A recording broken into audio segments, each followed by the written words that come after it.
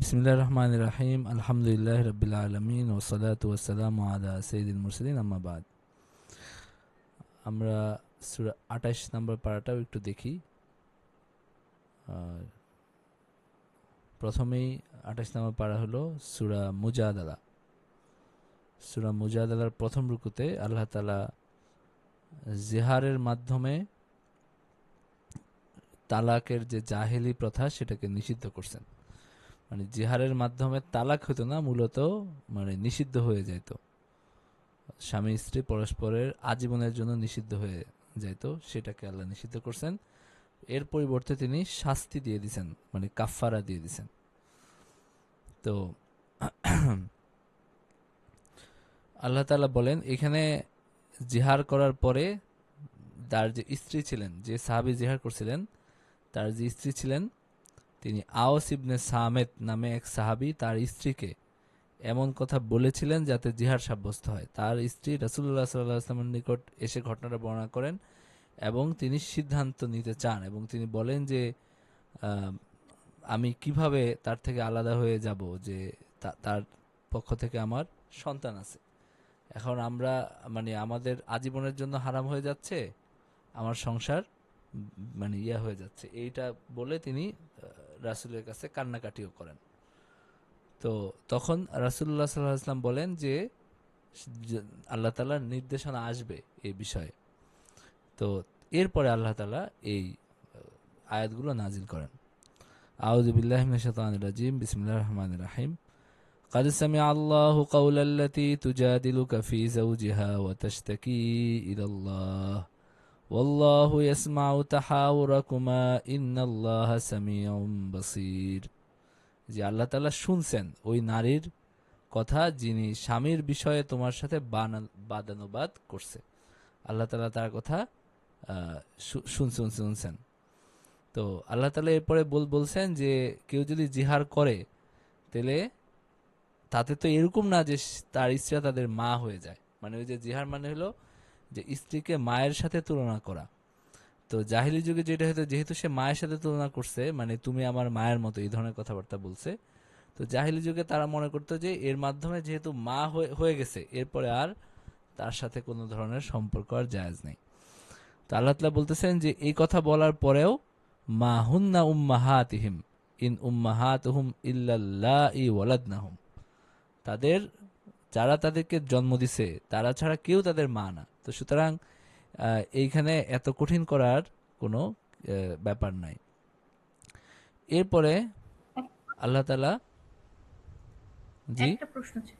জি জি, একটা প্রশ্ন ছিল। সেটা হচ্ছে এখানে কি শুধুমাত্র শারীরিক গঠনের কথা বলা হয়েছে নাকি অন্যান্য কিছু, যেমন তোমার রান্না আমার মায়ের রান্নার মতো, এটা তো কোনো সমস্যা নাই। না না না, আবার যদি এটা এটা শারীরিক সমস্যা নাই, এটা সমস্যা নাই।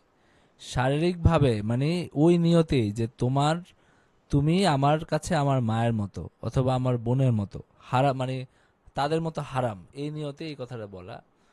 আহ, আর না, জিহার হারাম না, ওই যে আমরা বলি না যে আদর সমাদর ভালোবাসার ক্ষেত্রে, তারপরে কেউ হয়তো মানে এমনও যদি হয় ওয়াইফ তার মানে মাথায় কি বলে কোলে মাথা রাখলো, তখন বলে না যে আমার মাও এরকম করতো বা এরকম কিছু একটা, বা যদি বলে যে তোমার হাতটা আমার মায়ের হাতের মতো, তাইলে না, এরকম ক্ষেত্রে না, বরং তাকে হারাম করার নিয়তেই, মানে যে তুমি আমার মায়ের মতো, মানে হারাম হওয়ার ক্ষেত্রে তুমি আমার মায়ের মতো, তোমার সাথে আমার কোনো সম্পর্ক জায়েজ নেই, মানে তালাকের মতো এই কথাটা বলতো তারা। ঠিক আছে? এবং আহ, এটা এর বললে কি তাহলে তালাক হবে? ওই তো এই কথাটা বলতো, মানে তালাক তালাক যেভাবে দিত এইভাবে এই কথাটা বলতো। এই কথাটা বললে জাহেলি যুগে যেটা হয়তো হারাম হয়ে যাইতো, আজীবনের জন্য হারাম হয়ে যাইতো। তো জিহার শুধু তুলনা করতো না, বরং বলতো যে তুমি আমার মায়ের পিঠের মতো, অথবা মানে এরকম আর কি। তো এইভাবে বলার মাধ্যমে তারা বুঝাইতো যে তোমার সাথে আমার কোনো সম্পর্ক যায় না, কোনো রাগের মাথায় বা কোনো একটা ঝগড়াঝাটির কারণে এই ধরনের কথাবার্তা বলতো। তো আল্লাহ তাআলা এটা এই ধরনের কথার জন্য কাফফারা ধরে দিছেন, কোনো মানে হারাম করে দেন নাই। মানে আল্লাহ স্ত্রী তাআলা তাইলে তালাক হবে না, কিন্তু আমাকে কাফফারা আদায় করতে হবে ওই কাফফারা স্বামীকে। আদায় করতে হবে। হ্যাঁ, এই ধরনের জি, কথাবার্তা জি। বললে যদি জিহার সাব্যস্ত হয় তাহলে কাফফারা দিতে হবে। কাফফারা কি?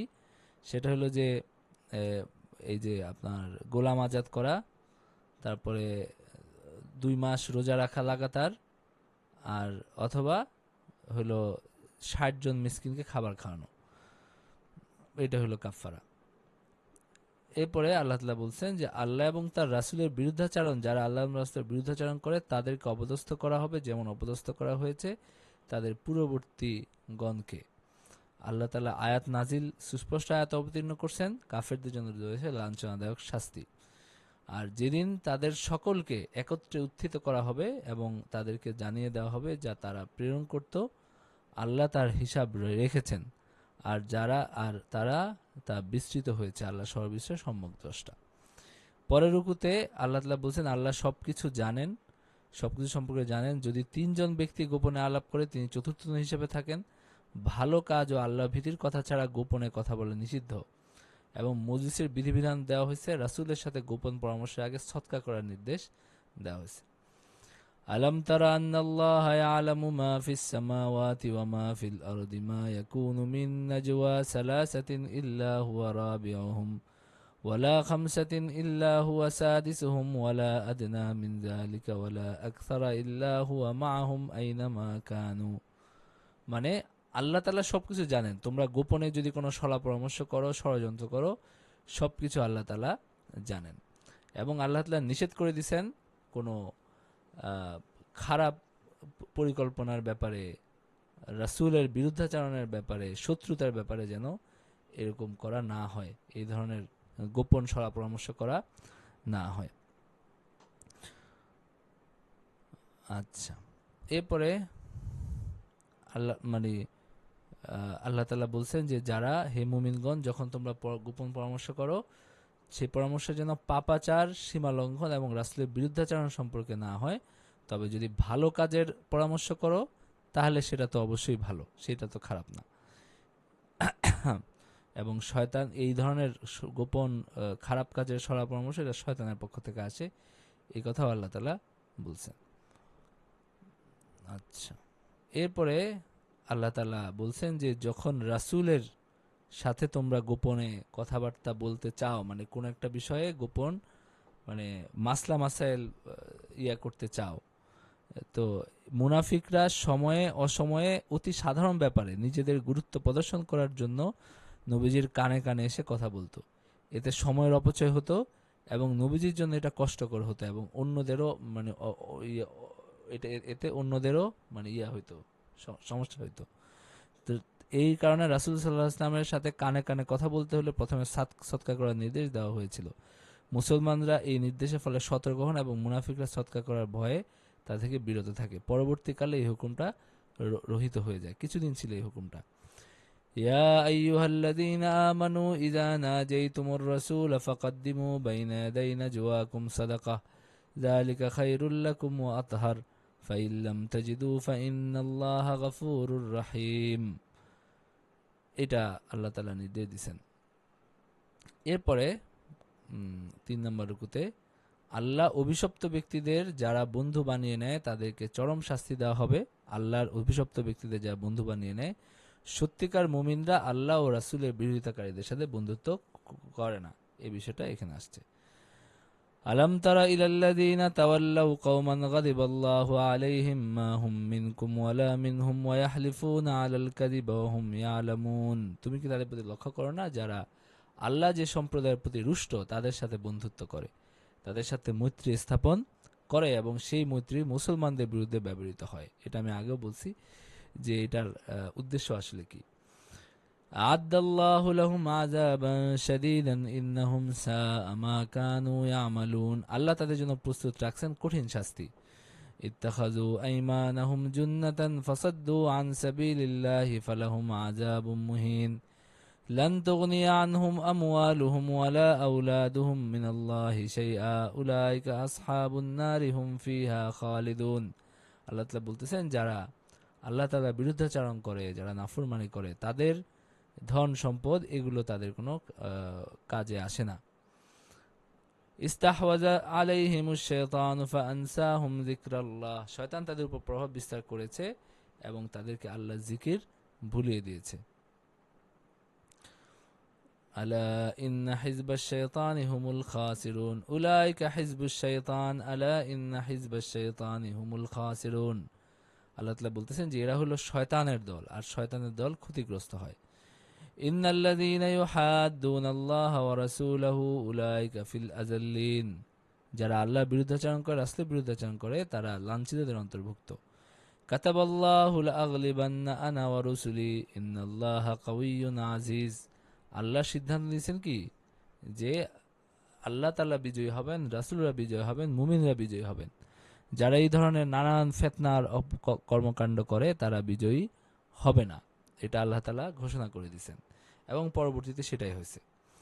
লা তাজিদু কওমান ইউমিনুনা বিল্লাহি ওয়াল ইয়াউমিল আখির ইউয়াদ্দুনা মান হাদ্দাল্লাহা ওয়া রাসূলাহু ওয়ালাউ কানু আবাআহুম। তুমি পাবে না আল্লাহ এবং আখিরাতে বিশ্বাসী এমন কোন সম্প্রদায় যারা ভালোবাসে আল্লাহ এবং তার রাসূলের বিরুদ্ধাচারণকারীগণকে, সে যদিও তার পিতা হয়, পুত্র হয়, ভ্রাতা হয়, অথবা জ্ঞাতি গোত্র হয়।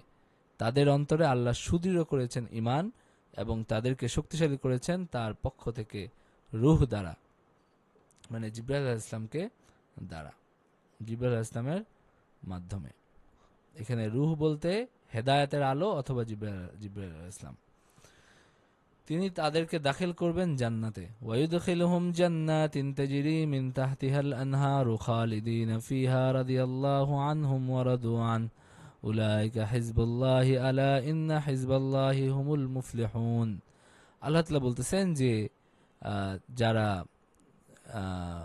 যারা যাদের অন্তরে ঈমান আছে তারা হলো, তাদেরকে আল্লাহ তাআলা সাহায্য করেন রূহের মাধ্যমে এবং তাদেরকে জান্নাতে প্রবেশ করাবেন, আর তারা হলো আল্লাহর দল। আগে এক দলকে বলা হয়েছে হিজবুশ শয়তান, আর তাদেরকে বলা হচ্ছে আল্লাহর দল, আর আল্লাহর দল যারা তারা অবশ্যই বিজয়ী হবে। আচ্ছা, এরপরে সূরা হাশরের প্রথম রুকুতে আল্লাহ তাআলা ইসলামী রাষ্ট্রের বিরুদ্ধে বিদ্রোহ করার অপরাধে ইহুদি গোত্র বনু নাজিরকে নির্বাসিত করা হয়, সেই ঘটনা এখানে আসছে, এবং বনু নাজিরের সম্পদ বন্টনের ব্যাপারে আসছে, এবং প্রকৃত মুহাজিরদের ভালো গুণ এবং প্রকৃত আনসারদের ভালো গুণের কথা বলা হয়েছে। হুয়াল্লাযী আখরাজাল্লাযীনা কাফারু মিন আহলিল কিতাবি মিন দিয়ারিহিম লিআউয়ালিল হাশর, মানে আল্লাহ তাআলা বলতেছেন যারা কুফরি করছে আহলে কিতাব থেকে, মানে তাদেরকে আল্লাহ তাআলা কাফের বলছেন, ইহুদিদেরকে। এই ইহুদি যারা কুফরি করছে, যারা ঈমান আনে নাই, তাদেরকে আল্লাহ তাআলা জমা করছেন লিআউয়ালিল হাশর, মানে প্রথমবার সমবেত ভাবে তাদের আবাসভূমি থেকে বিতাড়িত করছিলেন। সেখানে মদিনা থেকে 2 মাইল দূরে বনু নাজির নামক ইহুদি গোত্র মজবুত দুর্গে বাস করত। তারা ইতিহাস বিখ্যাত মদিনা সনদে স্বাক্ষর প্রদান করিয়া মুসলমানদের সঙ্গে শান্তিতে বসবাস করার অঙ্গীকার করছিল, কিন্তু কিছুদিন পরেই তারা ইসলাম ও মুসলমানদের বিরুদ্ধে ষড়যন্ত্রে লিপ্ত হয়। কুরাইশদেরকে মুসলমানদের বিরুদ্ধে যুদ্ধ করতে উস্কানি দেয়, এমনকি রাসূলুল্লাহ সাল্লাল্লাহু আলাইহি ওয়াসাল্লামকে হত্যা করার ষড়যন্ত্র করে।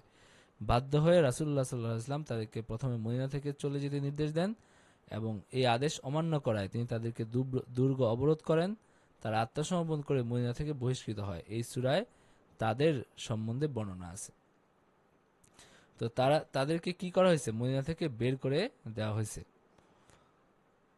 وَقَذَفَ فِي قُلُوبِهِمُ الرُّعْبَ يُخْرِبُونَ بُيُوتَهُمْ بِأَيْدِيهِمْ وَأَيْدِي الْمُؤْمِنِينَ। আল্লাহ তাআলা তাদের অন্তরে কি করছেন? ভয় সৃষ্টি করছেন। তারা লড়াই করার সিদ্ধান্ত না নিয়ে আত্মসমর্পণের সিদ্ধান্ত নিয়েছে।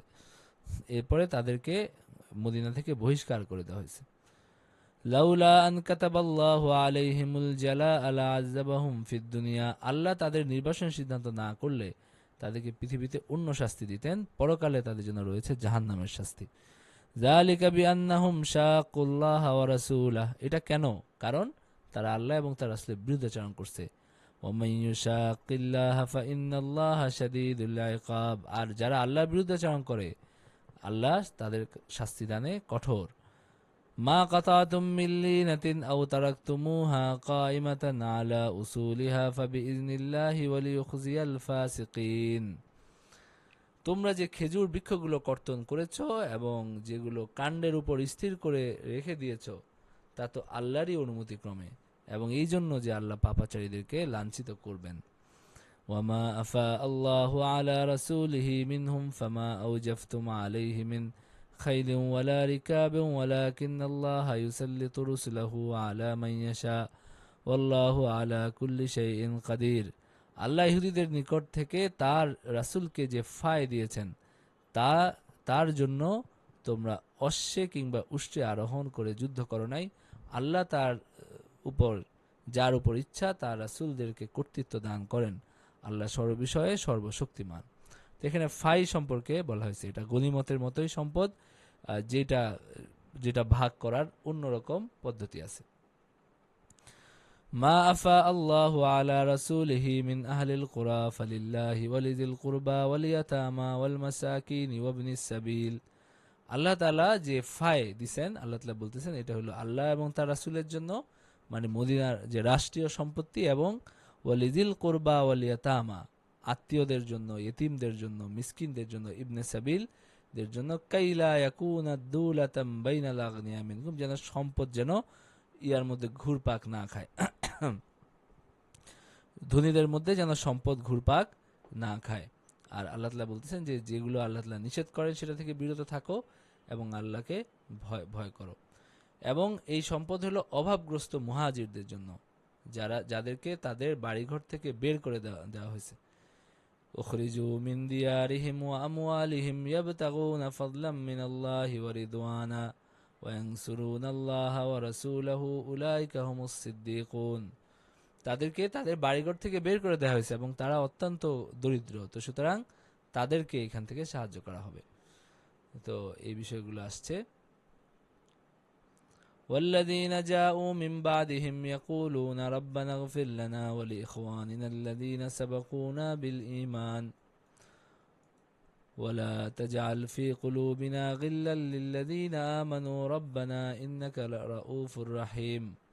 যারা তাদের পরে আসছে, এই যে এদের পরে, এই যে ওয়াল্লাযীনা তাবাওয়াউদ দার ওয়াল ঈমান মিন ক্বাবলিহিম ইউহিব্বুনা মান হাজারা ইলাইহিম, আর তাদের জন্য মুহাজিরদের আগমনের পূর্বে যারা এই নগরীতে বসবাস করেছে, ঈমান এনেছে, তারা মুহাজিরদেরকে ভালোবাসে এবং মুহাজিরদেরকে যা দেওয়া হয়েছে তার জন্য তাদের অন্তরে আকাঙ্ক্ষা পোষণ, মানে আকাঙ্ক্ষা নাই। আর তারা তাদেরকে নিজেদের উপর অগ্রাধিকার দেয়, নিজেরা অভাবগ্রস্ত হইলেও, যাদেরকে অন্তরের কার্পণ্য থেকে মুক্ত রাখা হয়েছে। মানে এখানে আনসারদের কথা বলা হয়েছে, মুহাজিরদের কথা বলা হয়েছে।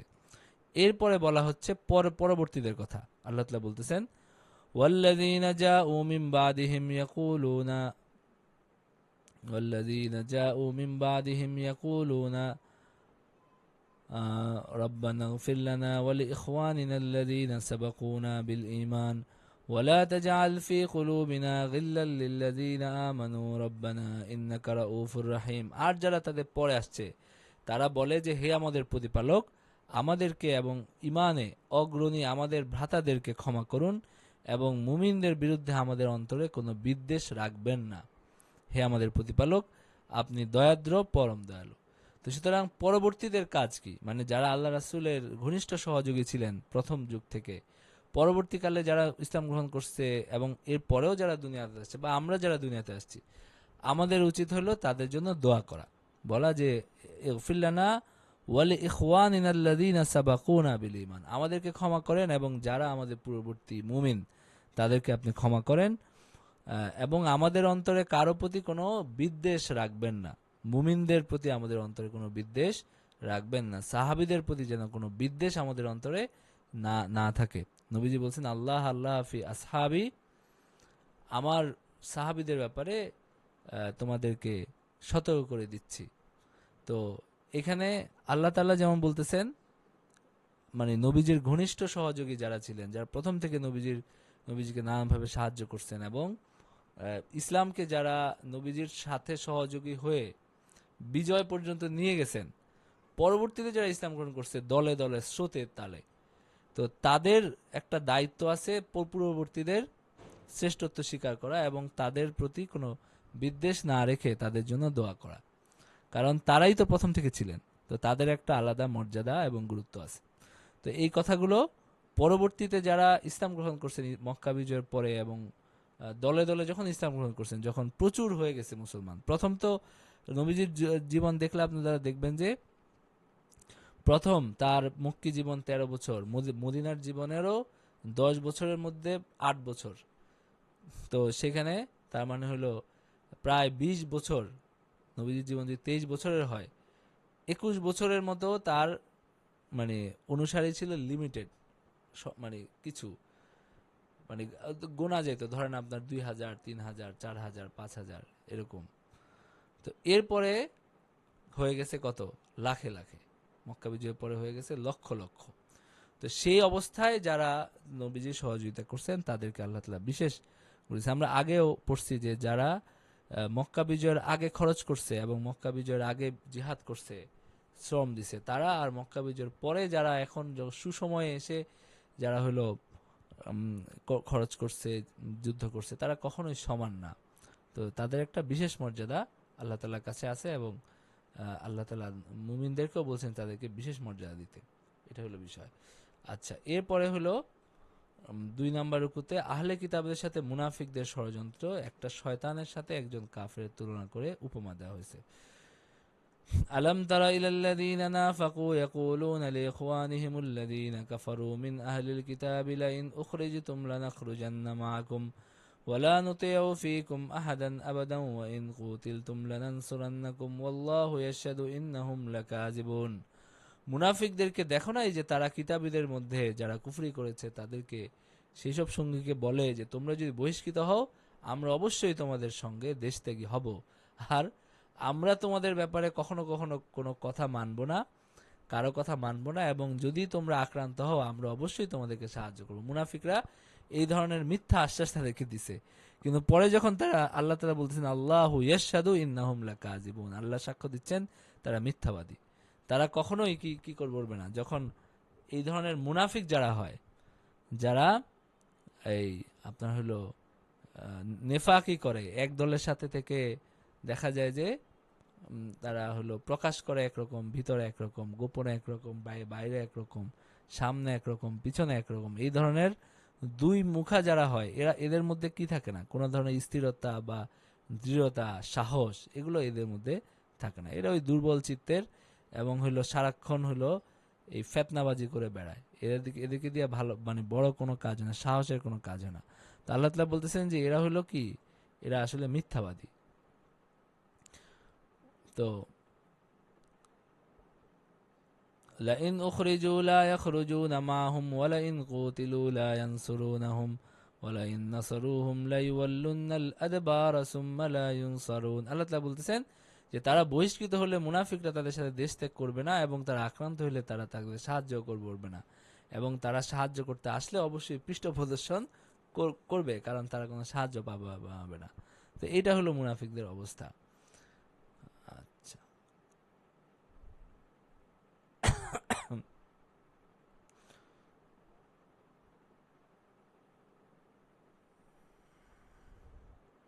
লানতুম আশাদ্দু রাহবাতান ফি সুদুরিহিম মিনাল্লাহি, প্রকৃতপক্ষে তাদের অন্তরে আল্লাহ অপেক্ষা তোমাদের ভয় অধিকতর। এটা এই জন্য যে তারা অবুঝ সম্প্রদায়।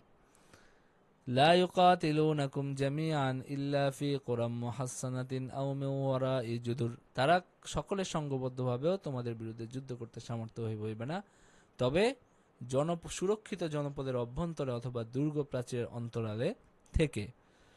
বাসুহুম বাইনাহুম শাদীদ তাহসাবুহুম জামিআন ওয়া কুলুবুহুম শাত্তা, তাদের পরস্পরের মধ্যে তাদের যুদ্ধ প্রচণ্ড, তুমি মনে করো যে তারা ঐক্যবদ্ধ, কিন্তু তাদের মনের মিল নাই। এটা এই জন্য যে তারা এক নির্বোধ সম্প্রদায়। কামাসালিল্লাযীনা মিন ক্বাবলিহিম ক্বারীবান যাকু ওয়াবালা আমরিহিম ওয়া লাহুম আযাবুন আলীম, তারা সেই লোকদের মতো যারা এদের পূর্বে নিজেদের কৃতকর্মের শাস্তি আস্বাদন করিয়াছে, তাদের জন্য রয়েছে কঠিন শাস্তি। তারা শয়তানের মতো, যে মানুষকে বলে কুফরি করো, তারপর যখন সে কুফরি করে তখন সে বলে তোমার সাথে আমার কোনো সম্পর্ক নাই, আমি তো জগৎ সমূহের প্রতিপালক আল্লাহকে ভয় ভয় করি। তো তখন কি হয়, তাদের শাস্তি হয়, এবং জালেমদের কর্মফল হলো জাহান্নাম, এটাই হলো চিরস্থায়ী জাহান্নাম। আচ্ছা, এরপরে 3 নম্বর রুকুতে আল্লাহ তাআলা বলছেন যে প্রত্যেকেই দেখে নিক যে আখেরাতের জন্য সে কি পাঠাচ্ছে। কোরআন পাহাড়ের উপর প্রভাব বিস্তার করতে পারে, আল্লাহর নিজস্ব অসাধারণ 15টা গুণাবলী এখানে আসছে। ইয়া আইয়ুহাল্লাযীনা আমানুত্তাকুল্লাহা ওয়াল তানজুর নাফসুম মা কদ্দামাত লিগাদ, তোমরা আগামীকালের জন্য কি পাঠাচ্ছ এটা তোমরা দেখো, কারণ সেটাই তোমাদের স্থায়ী আবাসস্থল। এবং তোমরা তাদের মতো হও না যারা কাল্লাযীনা নাসুল্লাহা ফাআনসাহুম আনফুসাহুম, যারা আল্লাহকে ভুলে গেছে, দুনিয়াকেই সব মনে করছে, তাদের মতো যেন তোমরা না হও। এবং জান্নাতি এবং জাহান্নামী কখনো সমান না।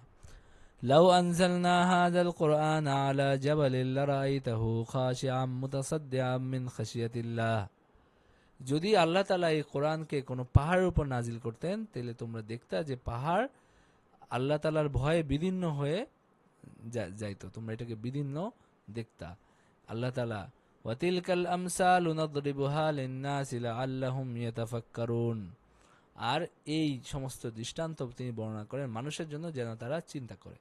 তো আল্লাহ তাআলা যদি এটাকে কোনো পাহাড়ের উপর অবতীর্ণ করতেন, এটার যে কাশিস, এটার যে শান, এবং এটার যে হলো আল্লাহ তাআলার ভয়ে পাহাড় বিদীর্ণ হয়ে যাইতো।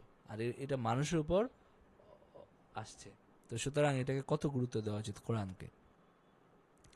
এরপর আল্লাহ তাআলা তার কিছু গুণাবলীর কথা বলছেন। হুয়াল্লাহুল্লাযী লা ইলাহা ইল্লা হুয়া আলিমুল গায়বি ওয়াশ শাহাদাতি হুয়ার রাহমানুর রাহিম। হুয়াল্লাহুল্লাযী লা ইলাহা ইল্লা হুয়াল মালিকুল কুদ্দুসুল সালামুল মুমিনুল মুহাইমিনুল আজিজুল জব্বারুল মুতাকাব্বির সুবহানাল্লাহি আম্মা ইউশরিকুন। হুয়াল্লাহুল খালিকুল বারিউল মুসাউবিরু লাহুল আসমাউল হুসনা ইউসাব্বিহু লাহু মা ফিস সামাওয়াতি ওয়াল আরদি ওয়া হুয়াল আজিজুল হাকিম। আল্লাহ তাআলা বলতেছেন যে আল্লাহ তাআলা তাসবিহ পড়ে সবকিছু, এই আকাশ জমিনে যত কিছু আছে, এবং তিনি পরাক্রমশালী প্রজ্ঞাময়।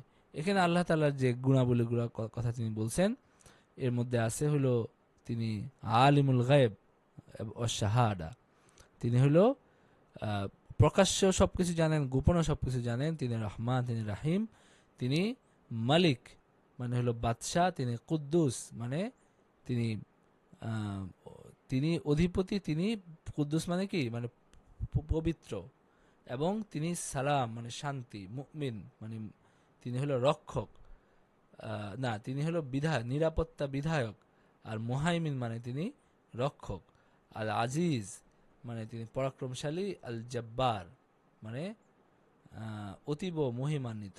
আজিজ মানে পরাক্রমশালী, জব্বার প্রবল, মুতাকাব্বির মহিমান্বিত। এরপরে বলছেন খালেক সৃজনকর্তা, বারে উদ্ভাবনকর্তা, মুসাউবিরুল লাহুল আসমাউল হোসনা তিনি রূপদাতা, মুসাউবির লাহুল আসমাউল হোসনা তার জন্য আছে সব সুন্দর নাম, এবং আকাশে জমিনে যত কিছু আছে সবকিছু তার তসবিহ পাঠ করে।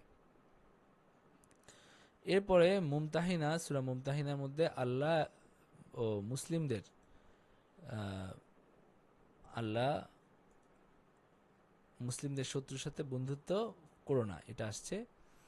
এবং হযরত ইব্রাহিম আলাইহিস সালাম এবং তার সাহাবীগণের বিশ্বাসীদের জন্য চমৎকার দৃষ্টান্ত, হযরত ইব্রাহিম আলাইহিস সালাম ও তার সাহাবীদের প্রার্থনা কেমন ছিল সেটাও আসছে। ইয়া আইয়ুহাল্লাযীনা আমানু লা তাত্তাখিযু আদুওয়ি ওয়া আদুওয়াকুম আউলিয়া, যেভাবে আল্লাহ তাআলা আগেও বলছেন যে তোমরা যেন এই আল্লাহ তাআলার শত্রুদেরকে যেন বন্ধুরূপে গ্রহণ না করো, মিত্ররূপে গ্রহণ না করো, যেভাবে মুসলমানদের ক্ষতি হওয়ার আশঙ্কা থাকে এবং তোমাদের পথভ্রষ্ট হয়ে যাওয়ার আশঙ্কা থাকে। এরপরে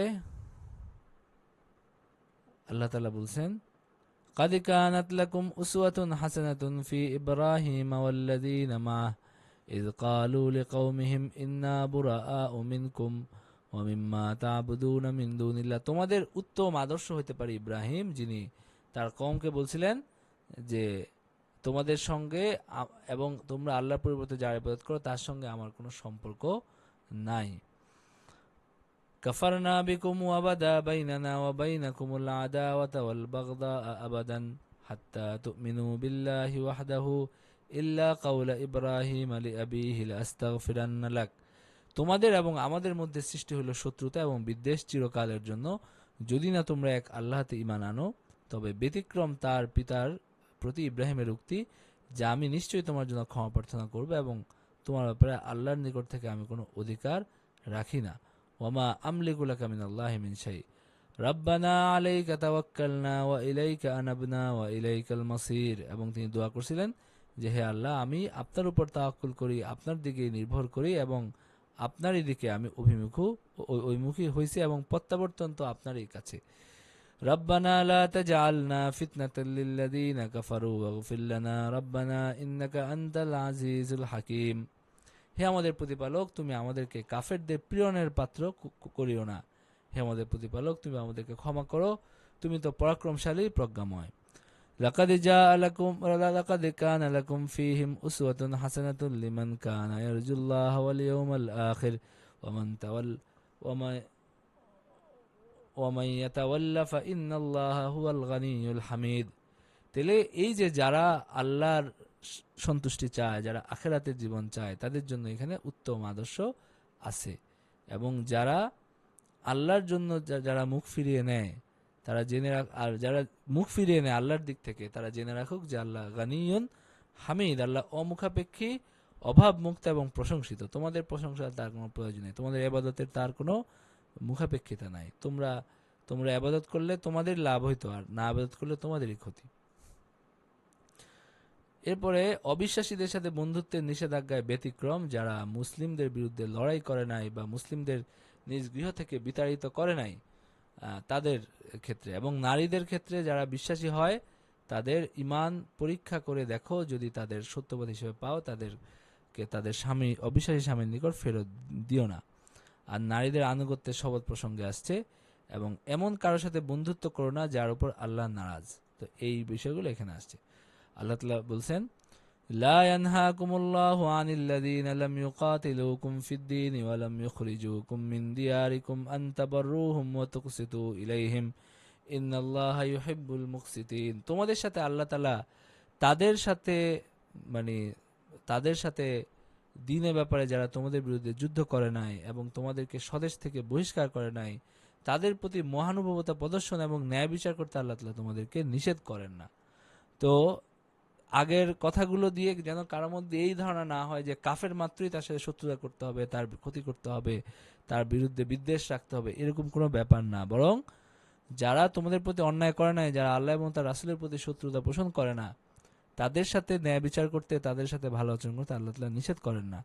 ইন্নামা ইয়ানহাকুমুল্লাহু আনিল্লাযীনা কাতালুকুম ফিদ-দীনি ওয়া আখরাজুকুম মিন দিয়ারিকুম। আল্লাহ তাআলা নিষেধ করেন তাদের ব্যাপারে যারা তোমাদের সাথে যুদ্ধ করছে দ্বীনের ব্যাপারে এবং তোমাদেরকে ঘর বাড়ি থেকে বের করে দিছে, এবং ওয়াযাহারু আলা ইখরাজিকুম আন তাওয়াল্লাউহুম, স্বদেশ থেকে তোমাদেরকে বহিষ্কার করছে এবং তোমাদের বহিষ্করণে সাহায্য করছে, তাদের সাথে সাথে যারা বন্ধুত্ব করে তারা হলো জালেম। এরপরে আল্লাহ তাআলা মুহাজিরদের ব্যাপারে বলছেন, যারা নারীরা, যারা তাদের দারুল হরব থেকে যারা বের হয়ে আসে, তাদেরকে পরীক্ষা করে তাদেরকে গ্রহণ করতে মানে ইয়ে করছেন, তাদেরকে যেন ফেরত দেওয়া না হয়, এটা আল্লাহ তাআলা বলছেন। এবং তাদেরকে বিয়ে করতে কোনো বাধা নাই, এবং তাদেরকে বিয়ে করলে তোমাদের কোনো অপরাধ হবে না, এবং যদি তোমরা তাদেরকে তাদের মোহর দাও। এই বিষয়গুলো এখানে আসছে।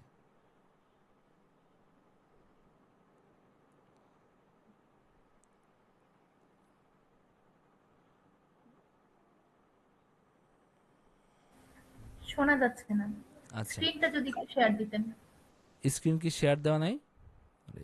না, আজকে শুরু থেকে শেয়ার দেওয়া হয় নাই। আচ্ছা, তো ভুলে গেছিলাম। আচ্ছা, তো এখন তো ইয়া করা যাচ্ছে না। শোনা যাচ্ছে, জি জি। আচ্ছা, এরপরে তো এখানে আল্লাহ তাআলা এই রুকুতে আল্লাহ তাআলা এই প্রথমত বলছেন যে কাদের সাথে বন্ধুত্বে কোনো বাধা নাই। এরপরে আল্লাহ তাআলা যারা হলো ওই দারুল হরব থেকে যারা বের হয়ে আসে, যে নারীরা, তাদের ক্ষেত্রে কিভাবে তাদের সাথে আচরণ করতে হবে, কিভাবে হলো পরীক্ষা করে তাদেরকে গ্রহণ করতে হবে, এই বিষয়গুলো এখানে আসছে। ঠিক আছে।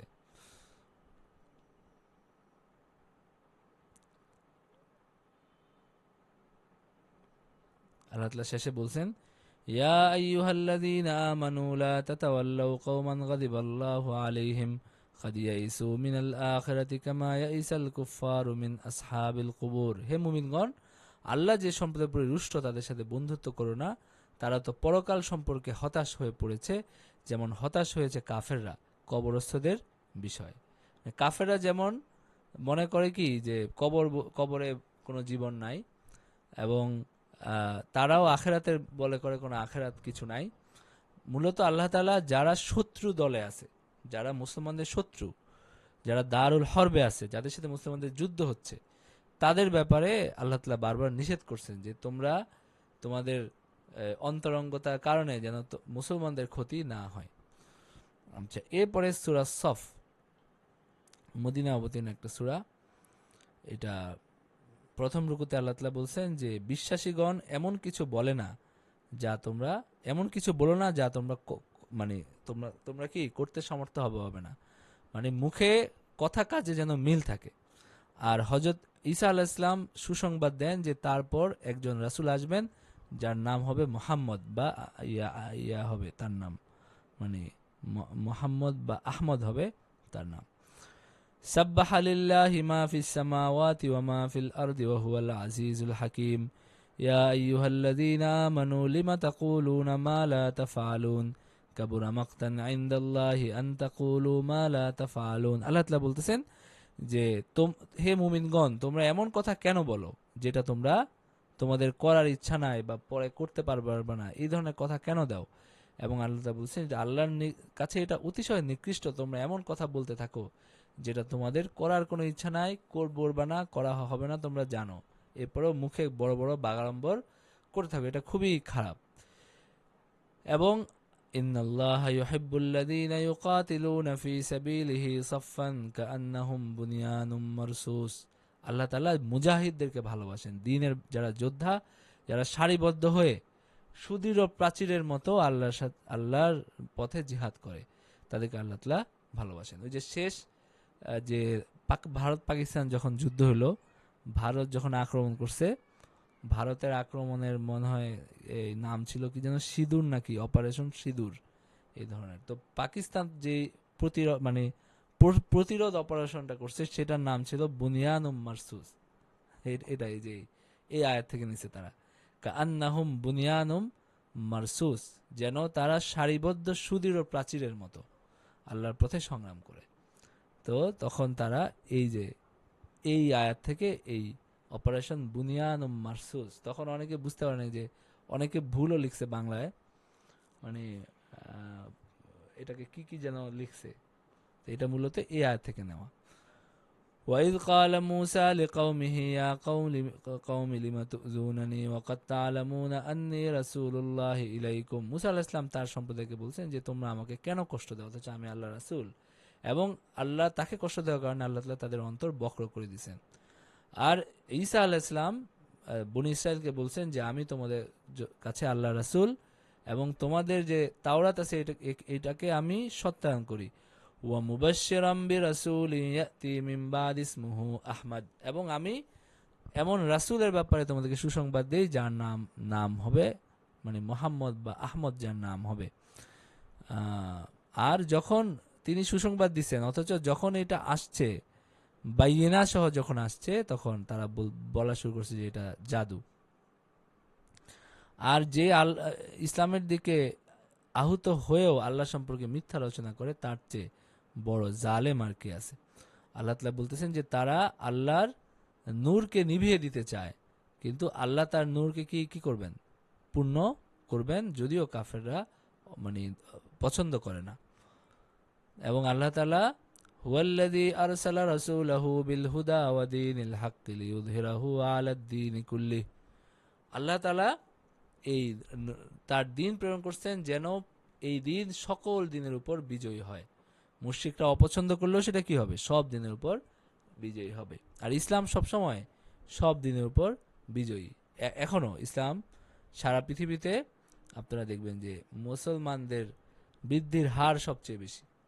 মুসলমানরা সবচেয়ে দুর্বল জাতি সামরিকভাবে, রাষ্ট্রীয়ভাবে, কিন্তু দিন হিসাবে ইসলাম এখনো সবচেয়ে শক্তিশালী। কারণ এটার যে ইয়া আছে, কি যেন বলে, আকর্ষণ আছে, যে সত্যের যে দ্যুতি ইসলামের মধ্যে আছে, এটা কোনো কোথাও নাই।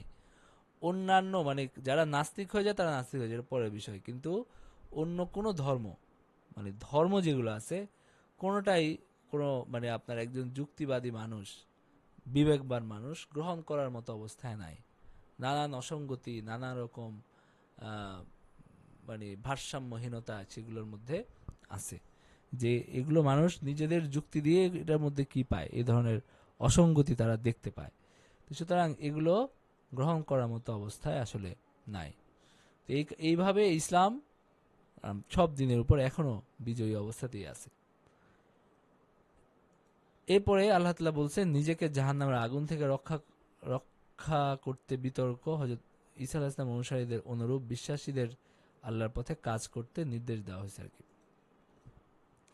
ইয়া আইয়ুহাল্লাযীনা আমানু হাল আদুল্লুকুম আলা তিজারাতিন তুনজিকুম মিন আযাবিন আলীম। আল্লাহ তাআলা বলছেন যে তোমাদেরকে আমি এমন ব্যবসা সম্পর্কে খবর দেই যেটা তোমাদেরকে শাস্তি থেকে রক্ষা করবে।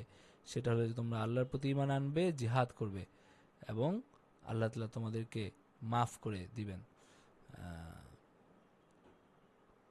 এটা হলো মহা সফলতা। হ্যাঁ, আচ্ছা।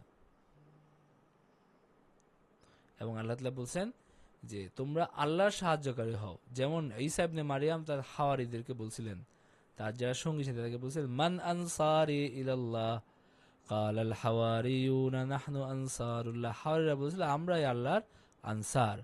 ফাআমানাত তাইফাতুম মিন বানি ইসরাঈল ওয়া কাফারাত তাইফা। বনী ইসরাইলের একটা অংশ ঈমান আনছে, আরেকটা অংশ কুফরি করছে। ফাইয়াদনাল্লাযীনা আমানু আলা আদুওয়িহিম ফাসবাহু যাহিরিন। আর যারা ঈমান আনছে তাদেরকে আল্লাহ তাআলা সাহায্য করছেন এবং তারা বিজয়ী হয়েছে। এরপরে সূরা জুমা, সূরা জুমায় প্রথম রুকুতে আছে আল্লাহ হযরত মুহাম্মদ সাল্লাল্লাহু আলাইহি ওয়াসাল্লামকে একজন রাসূল হিসেবে দায়িত্ব দিয়েছেন ইহুদিদের জন্য, ইহুদিদের অন্য জাতিদের থেকে ব্যতিক্রম এবং আল্লাহর প্রিয় হওয়ার দাবি আল্লাহ তাআলা খণ্ডন করছেন।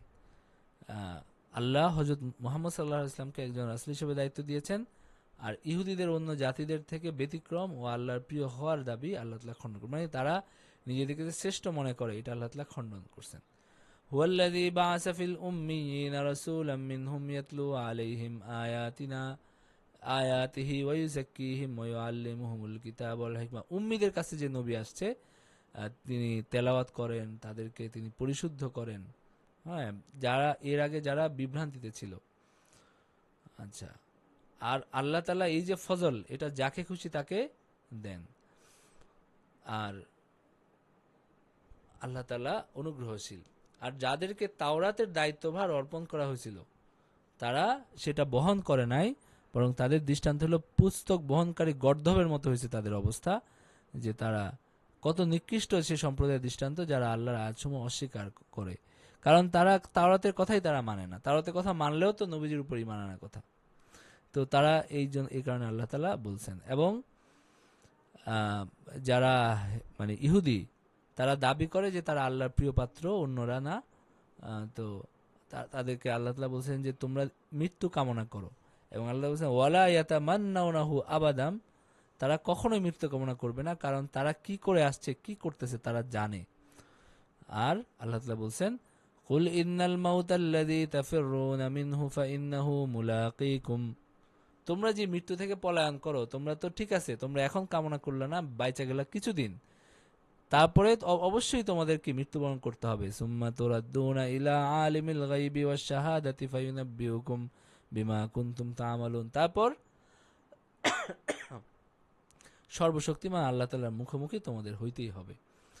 এরপরে আল্লাহ তাআলা দ্বিতীয় রুকুতে আল্লাহ তাআলা বলছেন যে জুমার দিন যখন তোমাদেরকে ডাকা হয় তখন তোমরা সেই আহ্বানে সাড়া দাও এবং জুমার নামাজ দ্রুত পড়তে যাও, আর যখন নামাজ শেষ হয়ে যায় তখন জমিনে ছড়িয়ে পড়ো এবং আল্লাহ তাআলার অনুগ্রহ সন্ধান করো, মানে জীবিকা সন্ধান করো।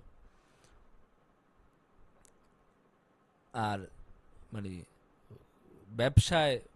ব্যবসা জীবিকা এটার কি আছে, এটা প্রয়োজন আছে, কিন্তু এটার জন্য আল্লাহ এবং তার রাসূলকে ভুলে যাওয়া যাবে না, এটা হলো বিষয়। এরপরে সূরা মুনাফিকুনের প্রথম রুকুতে ইসলাম এবং মুসলমানদের এমনই শত্রু মুনাফিকরা যে মহানবী সাল্লাল্লাহু আলাইহি ওয়াসাল্লামের দোয়াও তাদেরকে আল্লাহর ক্ষমা প্রাপ্তি করতে পারবে না। আল্লাহ তাআলা বলছেন ইযা জাআকাল মুনাফিকুনা ক্বালু নাশহাদু ইন্নাকা লারাসূলুল্লাহ ওয়াল্লাহু ইয়াশহাদু ইন্নাকা লারাসূলুহু ওয়াল্লাহু ইয়ালামু ওয়াল্লাহু ইয়ালামু ইন্নাকা লারাসূলুহু ওয়াল্লাহু ইয়াশহাদু ইন্নাল মুনাফিকিনা লাকাযিবুন। মানে তারা এসে তোমাকে বলে যে তুমি আল্লাহ রাসূল, আল্লাহ তাআলা সাক্ষ্য দিচ্ছেন তুমি আল্লাহ রাসূল, আল্লাহ তাআলা এটাও সাক্ষ্য দিচ্ছেন তারা মিথ্যাবাদী।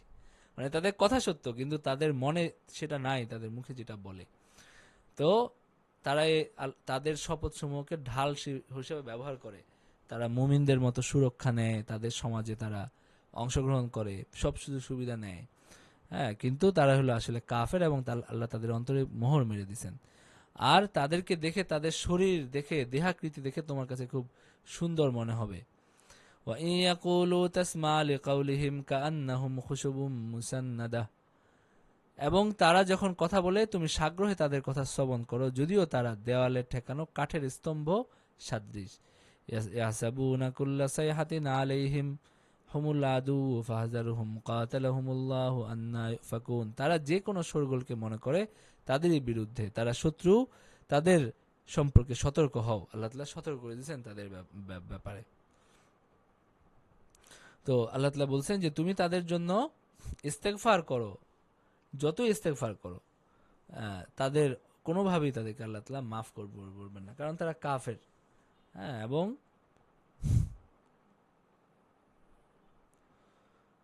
তারা বলে যে আল্লাহ এবং তার রাসূলের সহযোগীদের জন্য খরচ করিও না। মানে তারা মদিনায় নানান ধরনের অশান্তি সৃষ্টি করার জন্য চেষ্টা করত। যারা মুমিন তাদেরকেও নানান মন্ত্রণা দিত। আল্লাহ তাআলা সেটার কঠোর নিন্দা করছেন। ويقولون لئن رجعنا إلى المدينة ليخرجن الأعز منها الأذل ولله العزة ولرسوله وللمؤمنين ولكن المنافقين لا يعلمون। তারা বলে যে মদিনায় গিয়ে সম্মানিতরা দুর্বলদেরকে বহিষ্কার করবে। মানে এই যে একটা অভিযানে যখন নবীজি সাল্লাল্লাহু আলাইহি ওয়াসাল্লাম তাদেরকে নিয়ে গেছিলেন, মদিনাবাসী এবং অন্য সাহাবীদেরকে, ফেরার পথে তারা এই ধরনের একটা উস্কানি দিছে।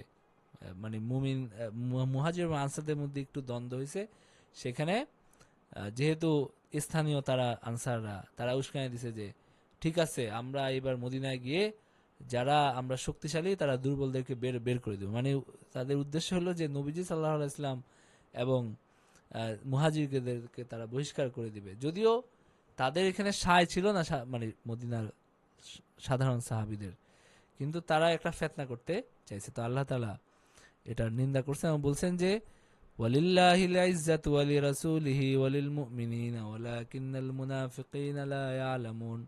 ইজ্জত কার, সম্মান কার আর শক্তি কার আছে? আল্লাহর আছে, তার রাসূলের আছে, মুমিনদের আছে। মুনাফিকদের কোনো সম্মান, ইজ্জত এবং হলো শক্তিও নাই। তো আল্লাহ তাআলা তাদের চক্রান্ত ব্যর্থ করে দিয়েছেন।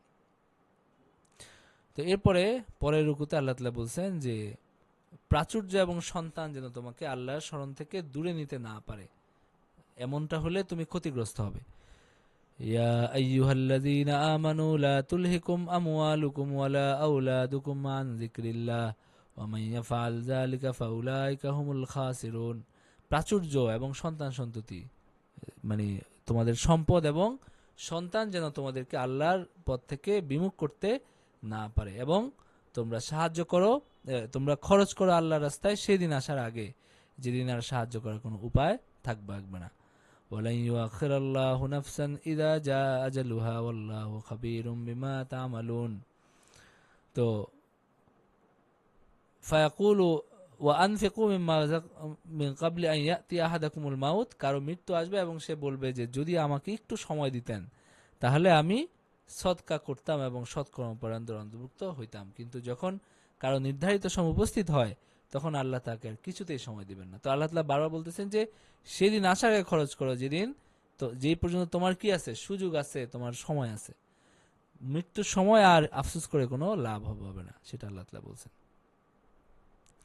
এরপরে সূরা তাগাবুন, সূরা তাগাবুনের মধ্যেও দুইটা রুকু, সেখানে আল্লাহ তাআলা বলছেন যে প্রথম রুকুতে আল্লাহ তাআলা বলছেন আল্লাহ আসমান এবং জমিনের মালিক এবং তিনি সবই জানেন যা তুমি গোপন বা প্রকাশ করো। অবশ্যই মৃত্যুর পরে জীবন, বিচার দিবস এবং ভালো মন্দ কাজের পুরস্কার এবং শাস্তি আছে।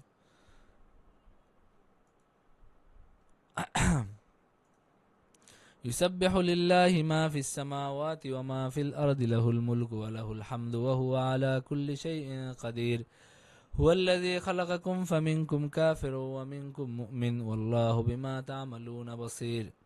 মানে আকাশমণ্ডলী পৃথিবীতে যা কিছু আছে সবকিছু আল্লাহর পবিত্রতা মহিমা ঘোষণা করে এবং আধিপত্য তারই এবং প্রশংসাও তার। তিনি সর্ববিষয়ে সর্বশক্তিমান। আর তিনি তোমাদেরকে সৃষ্টি করছেন, এরপরে তোমরা কেউ কাফের হয়েছে, কেউ মুমিন হয়েছে। তো সবার স্রষ্টাই কি? তিনি। এবং তিনি আকাশমণ্ডলী পৃথিবীকে যথাযথভাবে সৃষ্টি করছেন এবং তোমাদেরকে তিনি সুন্দর আকৃতি দিছেন। আকাশমণ্ডল পৃথিবীতে যা কিছু আছে সমস্ত কিছু তিনি জানেন এবং তিনি জানেন তোমরা যা গোপন করো এবং যা প্রকাশ করো। তোমাদের কাছে কি পৌঁছে নাই পূর্ববর্তী কাফেরদের বৃত্তান্ত, যারা তাদের মন্দ কর্মের ফল আস্বাদন করছিল? এটা এই জন্য যে তাদের নিকট রাসূলরা স্পষ্ট নিদর্শন আসার পরেও তারা কি কি করছে? তারা বলছে যে এই মানুষরা কি আমাদেরকে হেদায়েত দিবে? মানে তারা কুফরি করছে। এরপরে তাদের পরিণতি কি হয়েছে তোমরা জানো। তো সুতরাং তোমরা যেন সেরকম না হও, আল্লাহর উপর ঈমান আনো এবং রাসূলের উপর ঈমান আনো এবং ওই নূর ও জ্যোতির উপর ঈমান আনো যেটা আমি অবতীর্ণ করেছি, মানে কোরআন। ফাআমিনু বিল্লাহি ওয়া রাসূলিহি ওয়ান নূরিল্লাযী আনজালনা ওয়াল্লাহু বিমা তা'মালুনা খাবীর। এবং স্মরণ করো সেই দিনের যেদিন ইয়াউমা ইয়াজমাউকুম লিয়াউমিল জামঈ যালিকা ইয়াউমুত তাগাবুন, যেদিন হবে লাভ লোকসানের দিন। যে ব্যক্তি আল্লাহর প্রতি বিশ্বাস করবে, সৎকর্ম করবে, তার আল্লাহ তার পাপ মোচন করবেন এবং তাকে দাখিল করবেন জান্নাতে, যেখানে নদী প্রবাহিত আছে, যেখানে চমৎকার পরিবেশ আছে, যেখানে চমৎকার জীবন আছে। এটা হলো মহা সাফল্য। আর যারা কুফরি করবে তারা জাহান্নামের অধিবাসী হবে। পরের রুকুতে আল্লাহ তাআলা বলছেন, কোনো বিপদ পতিত হয় না যতক্ষণ না আল্লাহ তা দেন। তোমার স্ত্রী এবং সন্তানদের মধ্যে কিছু তোমাদের শত্রু, তোমরা তাদের বিষয়ে সতর্ক হও। আল্লাহ তাআলা বলছেন যে আল্লাহ তাআলার অনুমতি ছাড়া কোনো বিপদ হয় না এবং যে আল্লাহকে বিশ্বাস করে তিনি তার অন্তরকে সুপথে পরিচালিত করেন। এবং আল্লাহ তাআলা তার আনুগত্য করতে বলছেন, তার রাসূলের আনুগত্য করতে বলছেন এবং বলছেন, ইয়া আইয়ুহাল্লাযীনা আমানু ইন্না মিন আজওয়াজিকুম ওয়া আওলাদিকুম আদুওয়াল লাকুম ফাহযারুহুম। সন্তান সন্ততি এবং স্ত্রীরা, স্বামীরা অনেক সময় কি কি হয়, অনেক সময় শত্রু, মানে তোমার শত্রু, তাদের ব্যাপারে সতর্ক থাকতে হবে। কেন শত্রু? কারণ তারা আল্লাহর পথ থেকে তোমাদেরকে দূরে নিয়ে যায়। তো সেই ব্যাপারে সতর্ক থাকতে হবে যেন এটা না হয়। ওয়াইন তাফু ওয়া তাসফাহু ওয়া তাগফিরু ফাইন্নাল্লাহা গফুরুর রাহিম। সতর্ক থাকো, তবে মানে খারাপ আচরণ করো না, কঠোর আচরণ করো না, বরং যদি তারা কোনো দোষ ত্রুটি করে তাদের দোষ ত্রুটি উপেক্ষা করো, তাদেরকে ক্ষমা করো এবং জেনে রাখো আল্লাহ ক্ষমাশীল পরম দয়ালু। সুতরাং আল্লাহ যেহেতু ক্ষমাশীল, তুমি যদি ক্ষমা করো আল্লাহ তাআলা তোমার উপর খুশি হবেন এবং তোমাকেও ক্ষমা করে দিবেন। ইন্নামা আমওয়ালুকুম ওয়া আওলাদুকুম ফিতনা ওয়াল্লাহু ইনদাহু আজরুন আযীম। তোমাদের সম্পদ এবং সন্তান সন্ততি তো পরীক্ষা বিশেষ, আর আল্লাহর নিকট আছে মহা পুরস্কার। ফাত্তাকুল্লাহা মাস্তাতাতুম, আল্লাহকে ভয় করো যথাসাধ্য, মানে সাধ্যের সর্বোচ্চটা দিয়ে আল্লাহকে ভয় করো এবং তোমরা শুনো এবং আনুগত্য করো এবং তোমরা ভালোর জন্য ব্যয় করো। আর যাকে কার্পণ্য থেকে যাকে রক্ষা করা হয়েছে সে হলো সফল কাম। আর আল্লাহকে যদি তোমরা কর্জে হাসানা দাও, মানে আল্লাহর রাহে যদি তোমরা দান করো এবং আল্লাহকে ঋণ দাও, সেটা আল্লাহ পরিশোধ করবেন কবে? কিয়ামতের দিন, যেদিন তোমাদের সবচেয়ে বেশি দরকার হবে আল্লাহর দয়া, রহমতের এবং সওয়াবের। আল্লাহ তাআলা এটাকে দ্বিগুণ তিনগুণ করে দিবেন। ইয়াগফির লাকুম ওয়াল্লাহু শাকুরুন হালিম। এবং আল্লাহ তাআলা তোমাদের ক্ষমা করে দিবেন, আল্লাহ ক্ষমাশীল। আল্লাহ ওয়াল্লাহু শাকুর, আল্লাহ গুণগ্রাহী, মানে আল্লাহ তাআলা তোমরা কিছু করলে আল্লাহ তাআলার সেই প্রতিদান কি তিনি দিবেন অবশ্যই। হালিম, তিনি ধৈর্যশীল। আলিমুল গায়বি ওয়াশ শাহাদাতিল আজিজুল হাকিম, তিনি দৃশ্য এবং অদৃশ্যের পরিজ্ঞাতা, পরাক্রমশালী, প্রজ্ঞাময়। এরপরে সূরা তালাক। সূরা তালাকের প্রথম রুকুতে একটা প্রশ্ন, আল্লাহ, জি, প্রশ্নটা হচ্ছে এই যে কর্জে হাসানা মানে কি হচ্ছে কাউকে ঋণ দেওয়া নাকি হচ্ছে না কাউকে না না না, দান এটা করা? মূলত দান করার কথা বলা হচ্ছে, আল্লাহকে ঋণ দিতে বলা হচ্ছে। তো আল্লাহকে ঋণ দেওয়া মানে হলো দান এখানে করা। দান অর্থে? হ্যাঁ, আচ্ছা দান আচ্ছা। অর্থে। এই ও কর্জে হাসনা মানে কোনো ঋণ না, বরং এটা হলো দান। ঠিক আছে? আচ্ছা। মানে অনেকে তো বলে যে কাউকে ঋণ দিয়ে যদি আমি সেটার কোনো বেনিফিট নিলাম না, পার্সোনাল ঋণ, তাইলে সেটা কি হ্যাঁ, এটার পর্যায়ে যাবে কিনা? সেটার এটা তো জন্য ভালো সুবিধা। সেটার জন্য আল্লাহ তাআলা প্রতিদান আছে, কিন্তু কোরআনে যেইভাবে কর্জে হাসনার কথা বলা হয়েছে এই জায়গাগুলোতে কিন্তু ঋণের কথা বলা হয়নি। যদিও এটার শাব্দিক একটা মিল আছে, মানে তারা এইভাবে গ্রহণ করে যে যেহেতু সুদমুক্ত ঋণ যেটা, এটাও একটা পুণ্যের কাজ, কারণ এটাও সাহায্য করা হয় মানুষকে।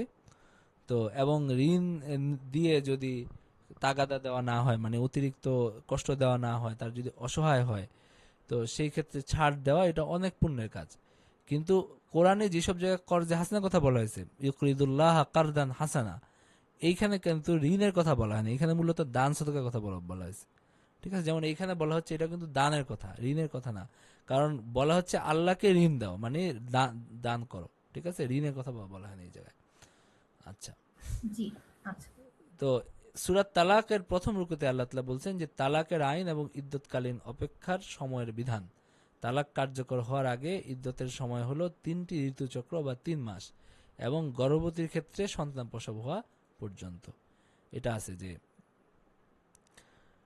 ফাতাল্লিকুহুন্না লিইদ্দাত ইযা তাল্লাকতুমুন নিসা ফাতাল্লিকুহুন্না লিইদ্দাতিহিন্না ওয়া আহসুল ইদ্দাহ, মানে তোমরা ইদ্যতের আহ, স্ত্রীগণকে তালাক দিচ্ছ, ইদ্যতের প্রতি লক্ষ্য রেখে তাদেরকে তালাক দাও এবং ইদ্যতের হিসাব রাখো, এবং তাদেরকে কোনোভাবেই ঘর থেকে বের করে দিও না যদি না তারা কোনো ফাহেসা কাজে লিপ্ত হয়।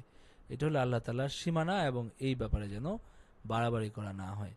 এবং যারা ইদ্যত পূরণের সময় অতিক্রম করে আসন্ন হয় তাদেরকে রেখে দিবে, না হয় তাদেরকে যথাবিধি পরিত্যাগ করবে। মানে ইদ্যত শেষ হয়ে গেলে যদি রাখার ইচ্ছা না থাকে তাহলে তাদেরকে ছেড়ে দাও, আর নাইলে ভালোভাবে রাখো। এবং যেন আমসিকুহুন্না বিমারুফিন আও ফারিকুহুন্না বিমারুফিন, হয় তাদেরকে ভালোভাবে রাখো, নয়তো সুন্দরভাবে বিদায় করে দাও।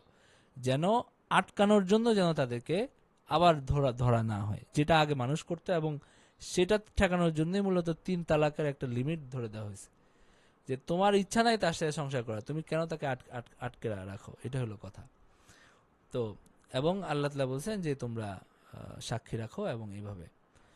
এবং আল্লাহ তাআলা, যে আল্লাহ তাআলাকে ভয় করে, ইয়া যে আল্লাহু মাখরাজা, আল্লাহ তাআলা তার জন্য পথ করে দেন। যারা, আমরা তো জানি যে মানে মানে ইয়া হলো ইদ্যত হলো ৩ হাইজ, আর যারা হলো হায়েজ হয় না যাদের, তাদেরকে বলা হয়েছে ৩ মাস, এই যে ফাইদ্দাতুহুন্না সালাসাতু আশহুর। আর যারা হলো গর্ভবতী, তারা হলো মানে সন্তান প্রসব করা পর্যন্ত। গর্ভাবস্থায় যদি কেউ তালাক দেয় তাহলে সন্তান প্রসব করার মাধ্যমে ইদ্যত পূর্ণ হবে। আর এটা হলো আল্লাহ তাআলার বিধান। এবং আল্লাহ তাআলা সুকনা দেওয়ার নির্দেশ দিয়েছেন, এবং ওয়ালা তুদাররুহুন্না লিতুযায়্যিকু আলাইহিম।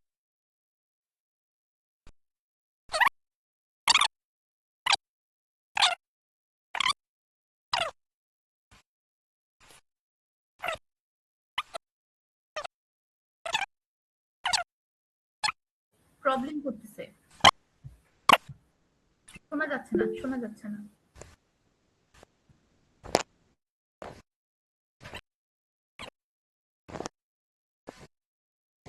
জি, জি।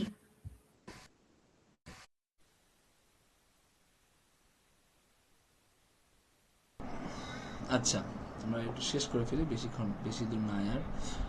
তো এখানে তালাকের ইদ্যতের কথা আল্লাহ তাআলা বলছেন, এবং তিনি কিছু বিধান এই জায়গায় আসছে। ঠিক আছে? এরপরে ঋতুচক্র, মানে যার ঋতুচক্র শেষ, মানে যারা হলো যাদের হায়েজ হয় না তাদেরকে ৩ মাস দেওয়া হয়েছে। এবং আরেকটা হলো যে যারা গর্ভবতী অবস্থায় তালাক দেওয়া হয় তাদেরকে গর্ভ শেষ হওয়ার মাধ্যমে তার ইদ্যত পূর্ণ হয়। যদি ২ দিন পরেও সন্তান জন্ম হয় তাহলে ২ দিন পরেই তার ইদ্যত পূর্ণ হয়ে যায়। আর যদি ১ বছর পরে হয় তাহলে ১ বছর পরেই তার ইদ্যত পূর্ণ হয়। ঠিক আছে? এটা হলো নিয়ম। আচ্ছা, আর হলো পরের রুকুতে আসছে আল্লাহর বিধানের বিরুদ্ধে বিদ্রোহ করা ব্যক্তি দণ্ডের বিধান এবং দৃষ্টান্তমূলক শাস্তি ডেকে আনে। তাই আল্লাহকে ভয় করো, তার আইন মেনে চলো।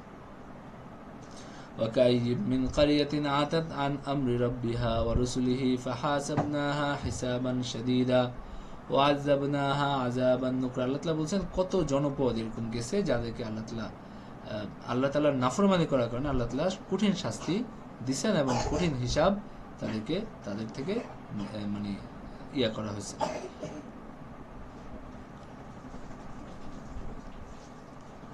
আচ্ছা, এরপরে এবং আল্লাহ তাআলা তাদের জন্য কি রাখছেন? কঠিন শাস্তি প্রস্তুত রাখছেন।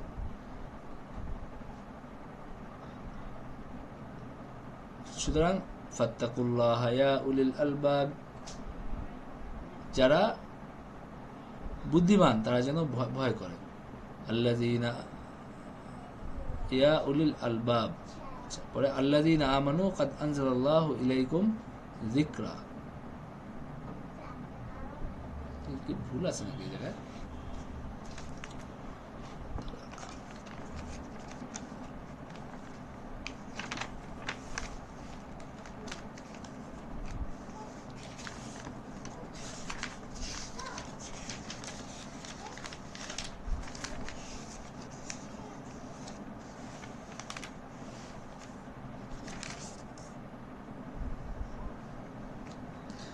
ফাত্তাকুল্লাহ ইয়া উলিল আলবাবিল্লাযীনা আমানু কাদ আনজালাল্লাহু ইলাইকুম যিকরা, মানে আল্লাহকে ভয় করো হে বোধসম্পন্ন ব্যক্তিগণ যারা ঈমান আনছে, নিশ্চয়ই আল্লাহ তোমাদের প্রতি অবতীর্ণ করেছেন, মানে এই কোরআন অবতীর্ণ করছেন। এবং আল্লাহ তাআলা বলছেন যে এক রাসূল যে তোমাদের নিকট আল্লাহর সুস্পষ্ট আয়াতসমূহ আবৃত্তি করে, যারা মুমিন ও সৎকর্মপরায়ণ তাদেরকে অন্ধকার থেকে আলোতে আনার জন্য যে কেউ আল্লাহর প্রতি বিশ্বাস করে সৎকর্ম করে তিনি তাকে দাখিল করবেন জান্নাতে, যার পাদদেশে নদী প্রবাহিত, সেখানে তারা চিরস্থায়ী হবে। আর আল্লাহ তাকে উত্তম রিজিক দিবেন। আর আল্লাহ সৃষ্টি করেছেন সপ্ত আকাশ এবং তাদের অনুরূপ পৃথিবীও তাদের মধ্যে নেমে আসে তার নির্দেশ, যাতে তোমরা বুঝতে পারো যে আল্লাহ সর্ববিষয়ে সর্বশক্তিমান এবং জ্ঞানে আল্লাহ সবকিছু পরিবেষ্টন করে আছেন। এটা গেল দ্বিতীয় রূপ। এরপরে সূরা তাহরিম। সূরা তাহরিমের প্রথম রুকুতে আল্লাহ তাআলা বলছেন যে আল্লাহ যা বৈধ করছেন তা অবৈধ মনে করো না। নবীজি সাল্লাল্লাহু আলাইহি ওয়াসাল্লামের স্ত্রীগণকে তার সাথে ব্যবহারের ক্ষেত্রে উপদেশ দেওয়া হয়েছে। ইয়া আইয়ুহান নাবিয়্যু লিমা তুহাররিমু মা আহাল্লাল্লাহু লাকা তাবতাগী মারদাতা আজওয়াজিক আল্লাহু গফুরুর রহিম। মানে নবীজি সাল্লাল্লাহু আলাইহি ওয়াসাল্লাম একটা শাহানুজ আছে এখানে, যে নবীজি সাল্লাল্লাহু আলাইহি ওয়াসাল্লাম একবার হযরত জায়নাবের কাছে গিয়ে তিনি মধু খাইছিলেন, মানে তার কাছে মধু ছিল, নবীজি পছন্দ করতেন, তিনি সেখানে গেলে তিনি মধু দিতেন এবং তিনি খাইছিলেন। হ্যাঁ, তো নবীজির দুইজন স্ত্রী হযরত আয়েশা এবং হযরত হাফসা, তারা দুইজন মিলে আবার এটার বিরুদ্ধে একটা মানে চক্রান্তমূলক কর্মকাণ্ড করছে। কিভাবে করছে? যে তারা ঠিক করছে যে নবীজি আসলে তিনি বলবেন যে এই মধু থেকে তো মাগাফিরের গন্ধ আসবে এরকম। তো নবীজি চিন্তা করলে দুইজনেই একই কথা বলছে। নবী চিন্তা করছেন যে এরকম মানে, এবং নবীজি সাল্লাল্লাহু আলাইহি ওয়াসাল্লাম তিনি সবসময় সুগন্ধি ব্যবহার করতেন এবং তিনি কখনো এটা পছন্দ করতেন না যে কোনো একটা দুর্গন্ধ আসে এই ধরনের। তো তিনি ভাবছেন যে আসলেই হয়তো মধু খাইছেন দেখে সেখান থেকে কোনো দুর্গন্ধ বা এরকম কিছু হচ্ছে। তো তারা দুজন মানে ফন্দি করে এইটা তারা বলছে। তো এরপরে নবীজি সাল্লাল্লাহু আলাইহি ওয়াসাল্লাম মানে তিনি কসম করছেন যে আমি আর মধু আমার উপর হারাম, আমি আর কখনো মধু খাবো না। তো তখন আল্লাহ তাআলা বলছেন যে তুমি এটা কেন হারাম করছো যেটা তোমার উপর আল্লাহ হালাল করছেন। তো এখন নবীজি সাল্লাল্লাহু আলাইহি ওয়াসাল্লাম যদি একটা জিনিস নিজের উপর হারাম করে ফেলেন, মানে আমরা সাধারণ মানুষের ক্ষেত্রে একরকম, কিন্তু নবীজি সাল্লাল্লাহু আলাইহি ওয়াসাল্লাম যদি হারাম করে ফেলেন তাহলে এটা পরবর্তীতে দেখা যাবে এটা শরীয়তের বিধানের মতো হয়ে যেতে পারে এবং উপকারী হওয়ার পরেও দেখা গেল যে মুমিনরাও এখান থেকে কি হবে এটা হয়তো তারা করবে না। আর তো এখানে আল্লাহ তাআলা বলছেন যে এটা তো কোনোভাবেই উচিত না। এবং কাদ ফারাদাল্লাহু তাহিল্লাতা আইমানিকুম ওয়াল্লাহু মাওলাকুম ওয়া হুয়াল আলিমুল হাকিম। আল্লাহ তাআলা কসম থেকে মুক্তি লাভের ব্যবস্থা করছেন, সুতরাং আল্লাহ কর্মবিধায়ক সর্বজ্ঞ। সুতরাং কসম থেকে মুক্ত হওয়ার ব্যবস্থা করছেন, তুমি কসম থেকে মুক্ত হও। তো এটাও হাদিসে আছে যে কেউ যদি কখনো অকল্যাণকর কোনো শপথ করে ফেলে যে আমি এটা করব না, কিন্তু মূলত করাটাই হলো উত্তম। করাটার মধ্যে তার বাবার প্রতি, তার মায়ের প্রতি তার সদ্ব্যবহার আছে, তার ভাইয়ের প্রতি তার ভালোবাসা আছে। তো সুতরাং এইসব ক্ষেত্রে কসম ভঙ্গ করাটাই উত্তম। মানে কসম, আল্লাহ তাআলা বলছেন আরেক আয়াতে, আল্লাহ তাআলা বলছেন যে তোমরা যেন আল্লাহ তাআলার নামের শপথকে তোমরা যেন ভালো কাজের জন্য প্রতিবন্ধক না বানাও। তো এইখানেও মূলত এই নির্দেশ দেওয়া হয়েছে যে কেন তুমি হারাম করতেছো। ঠিক আছে, কসম করে ফেলছো, কসমের কাফারা দাও। আর ওয়াইদ আসাররান নাবিয়্যু ইলা বাদি আজওয়াজিহি হাদিসা ফালাম্মা নাব্বাআত বিহি ওয়া আযহারাহু আল্লাহু আলাইহি আররাফা বাযাহু ওয়া আরাযা আন বায। স্মরণ করো, নবী তার স্ত্রীদের একজনকে গোপনে একটা কথা বলেছিলেন, তারপর যখন সে তা অন্যকে বলে দিয়েছিল এবং আল্লাহ নবীকে তা জানিয়ে দিয়েছিলেন, তখন নবীজি এই বিষয়ে কিছু ব্যক্ত করলো এবং কিছু অব্যক্ত রাখলো। যখন নবীজি তার সেই স্ত্রীকে জানাইলো, তখন সে বলল, কে আপনাকে এটা অবহিত করলো? নবীজি বললেন, আমাকে অবহিত করেছেন তিনি সর্বজ্ঞ, সম্যক অবগত। মানে আমাকে ক্বালা নাব্বাআনিয়াল আলিমুল খাবীর, আল্লাহ তাআলাই আমাকে এটা কি করছেন, বলে দিয়েছেন যে তোমরা কি চক্রান্ত এখানে করছো। ওয়া ইন তাতুবা ইলাল্লাহি ফাকাদ সাগাত কুলুবুকুমা, তোমরা যদি অনুতপ্ত হয়ে আল্লাহর কাছে প্রত্যাবর্তন করো তবে ভালো, কারণ তোমাদের হৃদয় তো ঝুঁকে পড়েছে। কিন্তু তোমরা যদি নবীর বিরুদ্ধে একে অপরের পোষকতা করো তবে জেনে রাখো আল্লাহই তোমাদের বন্ধু, আল্লাহই তার বন্ধু এবং জিব্রাইল এবং সৎকর্মপরায়ণ মুমিনগণও তার বন্ধু, তাছাড়া অন্যান্য ফেরেশতাগণও তার সাহায্যকারী। আর যদি নবী তোমাদের সকলকে পরিত্যাগ করে তবে তার প্রতিপালক সম্ভবত তোমাদের স্থলে তাকে দিবেন তোমাদের চেয়ে উৎকৃষ্ট স্ত্রী, যারা হবে আত্মসমর্পণকারী, বিশ্বাসী, অনুগত, তওবাকারী, ইবাদতকারী, সিয়াম পালনকারী, অকুমারী এবং কুমারী। মানে কুমারী এবং অকুমারী সব রকম স্ত্রী তোমাদের চেয়ে উত্তম স্ত্রী আল্লাহ তাকে দিতে পারেন। তো নবীজি সাল্লাল্লাহু আলাইহি ওয়াসাল্লামের প্রতি যে তাদের তাকে কষ্ট দেওয়ার যে একটা ব্যাপার, যে তারা আরেক স্ত্রীর কাছে একটু বেশি গেছে দেখে, হ্যাঁ, তাকে নানান ধরনের তারা করতেন, তাকে নানান ভাবে করতেন যে আপনি কেন গেছেন, তারপরে এই যে এইরকম ফন্দি ফিকির করে। তো তারা নবীজিকে বেশি কাছে চাইতেন, এই কারণেই হলো তারা এই বিষয়গুলো করছিলেন এবং এটা তাদের ভুল ত্রুটি ছিল। তো আল্লাহ তাআলা তাদেরকে তওবা করার নির্দেশ দিয়েছেন। তারপর আল্লাহ তাআলা বলছেন যে তোমাদের, হে মুমিনগণ, তোমরা নিজেদেরকেও আগুন থেকে বাঁচাও, নিজেদের পরিবার পরিজনকেও বাঁচাও। ঠিক আছে, নিজে বাঁচলে হবে না, নিজের পরিবার পরিজনকেও দিনের পথে রাখতে হবে এবং কেউ যদি আল্লাহ তাআলার বিরুদ্ধাচরণ করে তাকে সাবধান করতে হবে, তাকে সেখান থেকে ফিরাইতে হবে। আচ্ছা, এরপরে আল্লাহ তাআলা বলছেন এখানে দ্বিতীয় রুকুতে আন্তরিকতার সাথে তওবা করার নির্দেশ দিয়েছেন এবং হযরত নূহ এবং লূত আলাইহিস সালামের স্ত্রীদের উদাহরণ দিয়েছেন যারা জাহান্নামে যাবে। আবার ফিরআউনের স্ত্রী এবং হযরত মারিয়ামের উদাহরণ দিয়েছেন যারা জান্নাতে যাবে। মানে দুইজন জাহান্নামী নারীর কথা বলছেন, দুইজন জান্নাতি নারীর কথা বলছেন। ইয়া আইয়ুহাল্লাযীনা আমানু তুবু ইলাল্লাহি তাওবাতান নাসুহা, তোমরা আল্লাহর কাছে একান্ত হয়ে বিশুদ্ধ অন্তরে তোমরা তওবা করো। আসা রাব্বুকুম আন ইউকাফিরা আনকুম সাইয়্যাতিকুম ওয়া ইউদখিলাকুম জান্নাতিন তাজরি মিন তাহতিহাল আনহার ইয়াওমা লা ইউখজিল্লাহুন নাবিয়্যা ওয়াল্লাযীনা আমানু মা'আহু নূরুহুম ইয়াসআ বাইনা আইদিহিম ওয়া বিআইমানিহিম ইয়াকুলুনা রাব্বানা আতমিম লানা নূরানা ওয়াগফির লানা ইন্নাকা আলা কুল্লি শাইইন কাদির। তো তোমাদেরকে আল্লাহ তাআলা, যদি তোমরা তওবা করো বিশুদ্ধ অন্তরে, তাহলে আল্লাহ তাআলা তোমাদের গুনাহ ক্ষমা করে দিবেন এবং তোমাদেরকে দাখিল করবেন জান্নাতে, যেখানে নদী আছে, প্রবাহিত আছে। এবং আল্লাহ তাআলা লজ্জা দিবেন না নবীকে এবং তার মুমিন সঙ্গীদেরকে, তাদের জ্যোতি তাদের সম্মুখে ও দক্ষিণ পার্শ্বে ধাবিত হবে। সেই দিন, সেই কিয়ামতের দিন আল্লাহ তাআলা লজ্জিত করবেন না নবীকে এবং তার সাথে যারা ঈমানদার তাদেরকে। নূরুহুম ইয়াসআ বাইনা আইদিহিম ওয়া বিআইমানিহিম, নূর থাকবে তাদের সামনে এবং তাদের এই ডান পাশে।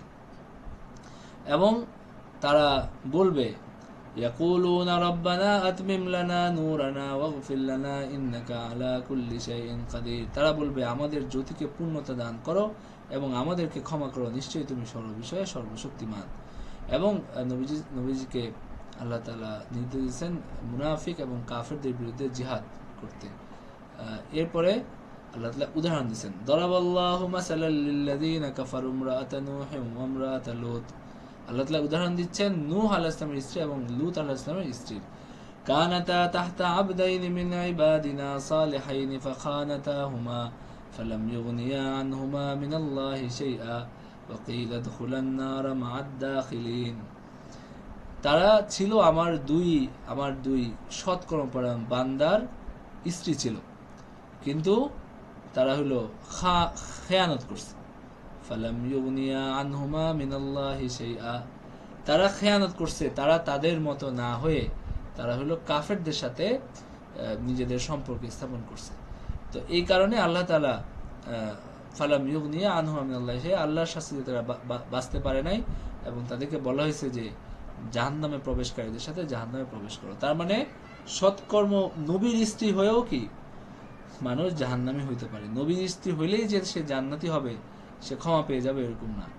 উদাহরণ হলো লূত আলাইহিস সালামের স্ত্রী এবং নূহ আলাইহিস সালামের স্ত্রী, তারা দুইজনেই জাহান্নামী হয়েছে আল্লাহ তাআলার বাধ্য না হওয়ার কারণে এবং কুফরি করার কারণে, অবিশ্বাসীদের সাথে মানে তাদের দলে যুক্ত হওয়ার ইয়েতে। এবং আল্লাহ তাআলা দুইজন নারী উদাহরণ দিয়েছেন। একজন হযরত ওয়াদারাবাল্লাহু মাসালাল লিল্লাযিনা আমানু ইমরাআতা ফিরআউন, ফিরআউনের স্ত্রী, ফিরআউনের মতো একজন বড় কাফেরের স্ত্রী, সেও বরং আল্লাহর প্রিয় পাত্রী হয়েছে এবং আল্লাহ তাআলা তাকে জান্নাত দান করছেন। ضرب الله مثلا للذين آمنوا امرأة فرعون إذ قالت رب ابن لي عندك بيتا في الجنة ونجني من فرعون وعمله ونجني من القوم الظالمين। আল্লাহ তাআলার কাছে তিনি দোয়া করছেন যে হে আল্লাহ, আমার জন্য আপনি জান্নাতে একটা বাড়ি বানিয়ে দেন। ওয়ানাজ্জিনি মিন ফিরআউন ওয়া আমালিহি ওয়ানাজ্জিনি মিনাল কওমিজ জালিমিন, এবং আমাকে ফিরআউনের এবং তার দুষ্কৃতি থেকে আমাকে উদ্ধার করেন এবং জালেম সম্প্রদায় থেকে আমাকে উদ্ধার করেন। তার মানে তিনি এক পর্যায়ে তিনি কি ছিলেন, তিনি ফিরআউনের কাছে বন্দির মতো ছিলেন। তো তিনি আল্লাহ তাআলার কাছে দোয়া করছেন যে আল্লাহ তাআলা এই জালিম সম্প্রদায়ের হাত থেকে আমাকে রক্ষা করেন, আমাকে উদ্ধার করেন, এবং আল্লাহ তাআলা তাকে উদ্ধার করছেন তার মতো করে। ومريم ابنة عمران التي أحسنت فرجها فنفخنا فيه من روحنا। আরেকজন সৎকর্মপরায়ণ নারীর উদাহরণ আল্লাহ দিয়েছেন, তিনি হলো হযরত মারিয়াম আলাইহিস সালাম, ইবনাতা ইমরান, ইমরানের মেয়ে মারিয়াম। আল্লাতী আহসানাত ফারজাহা, যিনি তার সতীত্ব রক্ষা করছিলেন। ফানাফাখনা ফীহি মির রূহিনা, আমি তার রেহেমে আমি দিছিলাম আমার রূহ, আমার পক্ষ থেকে একজন নবীর আত্মা, নবীর রূহ আমি তার ইয়াতে দিছিলাম। ওয়াসাদ্দাকাত বিকালিমাতি রাব্বিহা ওয়া কুতুবিহি ওয়া কানাত মিনাল কানিতিন, তিনি তার মধ্যে আমি রূহ ফুঁকে দিছিলাম এবং তিনি তার প্রতিপালকের বাণী এবং তার কিতাব সমূহ সত্য বলে গ্রহণ করছিলেন, এবং তিনি ছিলেন অনুগতদের অন্যতম, আল্লাহ তাআলার অনুগতদের অন্যতম ছিলেন তিনি। আচ্ছা, কারো প্রশ্ন আছে? কারো?